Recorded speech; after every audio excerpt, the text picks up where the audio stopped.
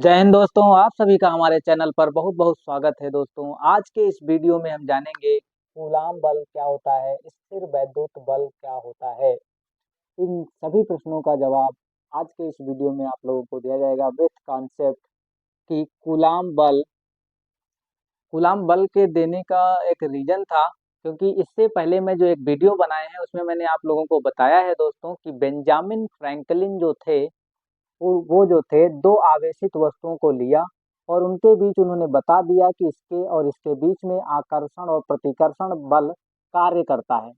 लेकिन जब उन भाई साहब से ये पूछा गया था कि ये बताओ कि जो स्थिर वैद्युत बल के मतलब जो प्रतिकर्षण बल और आकर्षण बल है, आखिर ये निर्भर किस पे करता है, डिपेंड किस पे करता है, किस चीज को घटा दिया जाए तो आकर्षण बल बढ़ जाता है और किस चीज को घटा दिया जाए तो प्रतिकर्षण बल बढ़ जाता है और किसको घटाने और बढ़ाने से कम ज्यादा हो जाता है। इन सारी चीजों के जब प्रश्नों से उनसे प्रश्न पूछे गए तो इन किसी भी प्रश्नों का वो जवाब नहीं दे पाए और कहने लगे भाई साहब मुझसे नहीं होगा, अब तुम ही बताओ कि ये चीज आखिर किस पर निर्भर करती है। तो एक फ्रांस के एक वैज्ञानिक थे दोस्तों, फ्रांस के वैज्ञानिक जो थे उनका नाम था कूलाम। उन्होंने सन 1750 ईस्वी में इस प्रश्न का जवाब दिया कि कूलाम बल जो होता है अर्थात स्थिर वैद्युत बल अर्थात आकर्षण या प्रतिकर्षण बल जो होता है वो दोनों आवेशों अर्थात आवेश पर निर्भर करता है और उनके बीच की दूरी पर निर्भर करता है। दूरी बढ़ा दोगे तो बल बहुत ज्यादा बढ़ जाएगा, सॉरी दूरी बढ़ा दोगे तो बल कम हो जाएगा और दूरी घटा दोगे तो बल बहुत ज्यादा हो जाएगा। अगर आवेश बहुत ज्यादा है दोस्तों दोनों वस्तुओं पे तो वैद्युत बल आकर्षण बल बहुत ज्यादा होगा। तो इन सारी चीजों के प्रश्नों के जवाब दोस्तों पाने के लिए इस वीडियो में आप मेरे लास्ट तक बने रहें। मैं वीडियो को बिना टाइम वेस्ट किए शुरू करता हूं दोस्तों। सबसे पहले दोस्तों हम ये जानते हैं कूलाम बल कहते किसे हैं।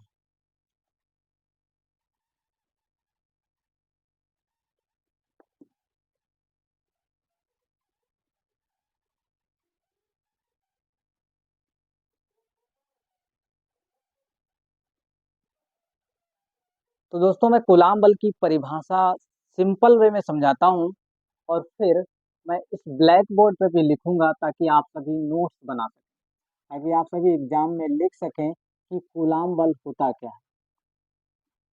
मान लेते हैं Q1 और Q2 दो आवेशित वस्तुएं हैं और इनके बीच की जो दूरी है दोस्तों वो R है। इनके बीच की दूरी दोस्तों क्या है, R है। Q1 और Q2 दो आवेशित वस्तुएं हैं और इनके बीच की दूरी R है।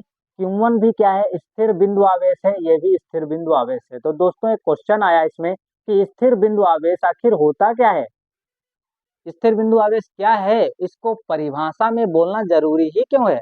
तो दोस्तों स्थिर बिंदु आवेश जो होता है, स्थिर बिंदु मतलब दो वस्तुएं बिंदु आवेश तब कहलाती हैं जब उन दोनों वस्तुओं का, आवेशित वस्तुओं का जो आकार हो उनको अलग करने वाली दूरी की तुलना में बहुत ही कम हो। मतलब दो आवेशित वस्तुओं का जो आकार हो उनको अलग करने वाली दूरी की तुलना में बहुत ही कम हो तो वो दोनों आवेशित वस्तुएं जो होंगी क्या कहलाएंगी, बिंदु आवेश कहलाएंगी।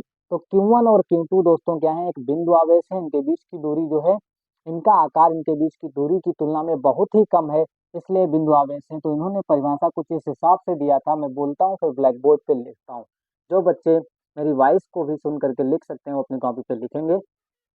किन्हीं दो स्थिर बिंदु आवेशों के बीच, किन्हीं दो स्थिर बिंदु आवेशों के बीच लगने वाला, ये एक हो गया एक ही, किन्हीं दो स्थिर बिंदु आवेशों के बीच लगने वाला वैद्युत बल, लगने वाला वैद्युत बल इन दोनों आवेशों के गुणनफल के अनुक्रमानुपाती तथा इनके बीच की दूरी के वर्ग के, इनके बीच की दूरी के वर्ग के व्युत्क्रमानुपाती होता है। क्या होता है, इन दोनों आवेशों के गुणनफल के अनुक्रमानुपाती होता है और इनके बीच की दूरी के वर्ग के व्युत्क्रमानुपाती होता है। अगर दोस्तों इसको समीकरण एक और इसको समीकरण दो बोला जाए, इन दोनों समीकरणों को आपस में मर्ज कर दिया जाए तो समीकरण फार्मूला कुछ ऐसा बनता है Q1 Q2 बटे में R स्क्वायर। और ये अनुक्रमानुपाती नियतांक जब अनुक्रमानुपाती चिन्ह को हटाओगे दोस्तों तो एक कांस्टेंट आता है, वो के होता है Q1 Q2 बटे में R स्क्वायर। इस के को अनुक्रमानुपाती नियतांक कहते हैं। क्या कहते हैं दोस्तों? के को क्या बोला जाता है? अनुक्रमानुपाती नियतांक। जहाँ कैपिटल के बराबर जो होता है दोस्तों वो अनुक्रमानुपाती नियतांक होता है। अनुक्रमानुपाती नियतांक होता है।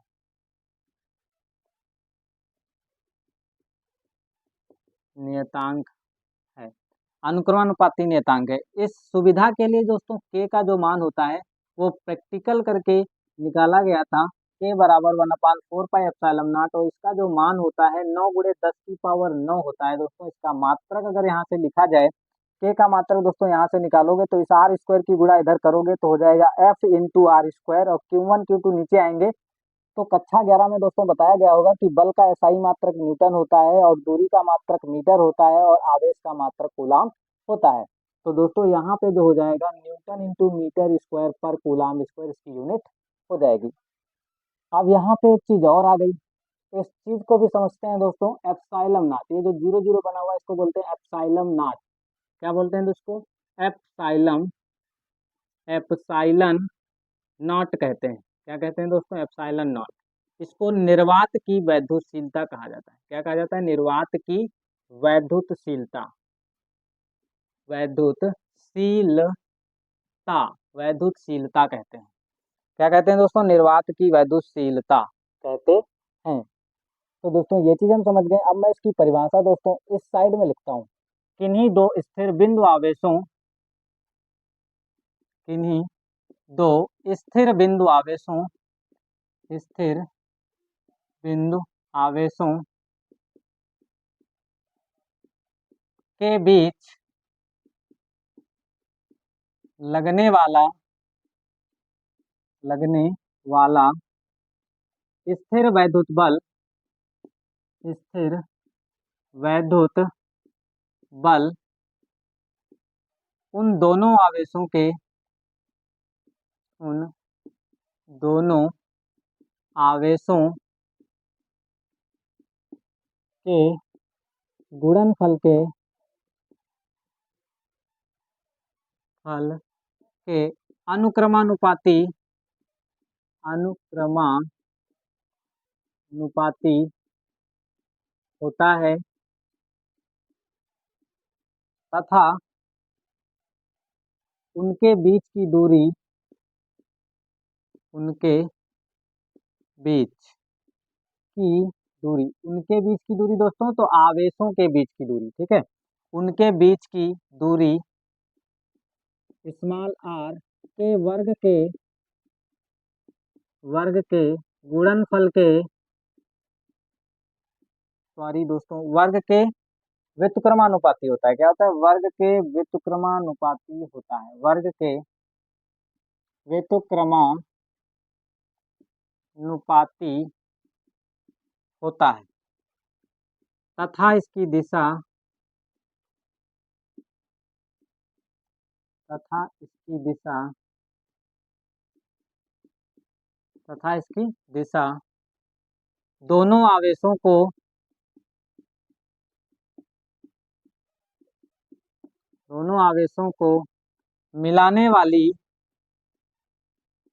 मिलाने वाली रेखा के अनुदिश होता है, अनुदिश होता है, सॉरी अनुदिश होती है। मिलाने वाली रेखा के अनुदिश होती है। तो दोस्तों परिभाषा मैंने दोस्तों आपके सामने ब्लैक बोर्ड पर लिख दी है, और जिस बच्चे को भी नोट्स बनाना है, स्क्रीनशॉट लेना है, आप खींच सकता है। पूरा कंप्लीटेड हो चुका हुआ है।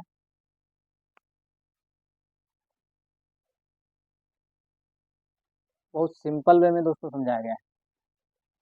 तो दोस्तों मैं आशा करता हूँ आप लोगों को कूलाम बल, स्थिर वैद्युत बल समझ में आया होगा। अगर आप लोगों को वीडियो समझ में आता है तो हमारे चैनल को लाइक शेयर सब्सक्राइब करें। आपको इस प्रकार के वीडियोज सबसे पहले मिलेंगे जब आप मेरे चैनल को सब्सक्राइब करेंगे। तो दोस्तों आज के इस वीडियो में इतना ही। अगले वीडियोज में मैं आप लोगों को स्थिर, अगले वीडियोज में आप लोगों को इसके अगला टॉपिक जो है वो करवाऊंगा दोस्तों। जय हिंद दोस्तों, फिर मिलेंगे।